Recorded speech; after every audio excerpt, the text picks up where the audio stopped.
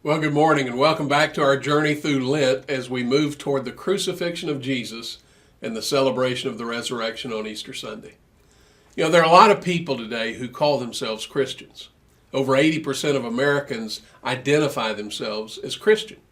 George Barna is a Christian demographer who does an annual demographic study that probes people's core beliefs in contrast to their claims.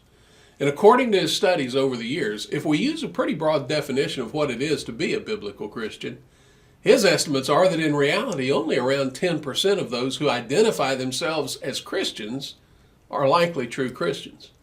The same dynamic was true among the Old Testament Jews who were identified as the people of God.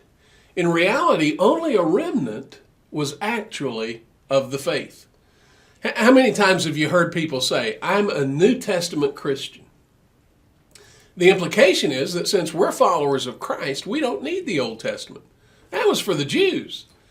I'm totally convinced that unless you understand the Old, you will completely misunderstand the New. Jesus himself said that the Old Testament scriptures spoke of him, that Moses wrote about him. It was Augustine who coined the phrase, "The old is in the new revealed, the new is in the old concealed." This morning our text is from Jeremiah chapter 6, and it is a prophetic word foretelling the coming destruction of Jerusalem and its temple at the hands of the Babylonian invaders in 586 BC. Now, why is it important for us to understand today? Because in the New Testament, Jesus uses the exact same language to describe the coming destruction of Jerusalem at the hands of the Romans in 70 AD. In Jeremiah chapter 6, verse 10, the prophet warns, "To whom shall I speak and give warning that they may hear? Behold, their ears are closed and they cannot listen."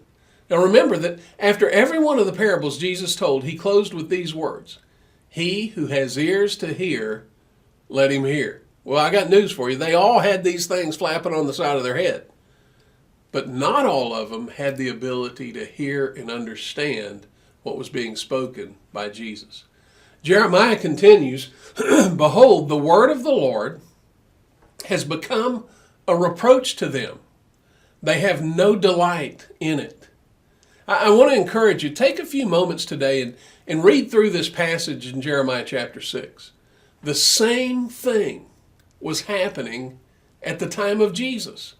Verse 16 says, "Stand by the ways and see and ask for the ancient paths where the good way is and walk in it, and you'll find rest for your souls." But they said, "We will not walk in it." "And I set watchmen over you saying, listen to the sound of the trumpet." But they said, "We will not listen." Jesus wept over the city of Jerusalem, and he said, "Jerusalem, Jerusalem, who kills the prophets. How often I would have gathered you to myself as a hen gathers her chicks, but you were unwilling." The word of God had become a reproach to them. The word of God had become a strange thing to them.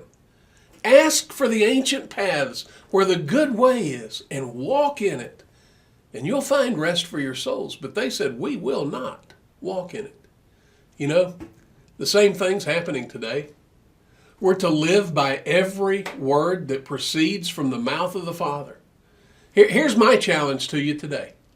It's just a simple question. Does the Word of God have priority in your life? Do you hunger and thirst for it? Do you live by it? Or has the Word of God become a reproach to you? Old-fashioned, out of date, not applicable to us. In fact, it's an embarrassment. Hey, thanks for joining me today. We'll continue this study tomorrow morning, and I'll look forward to being with you then. I hope you make today a great day.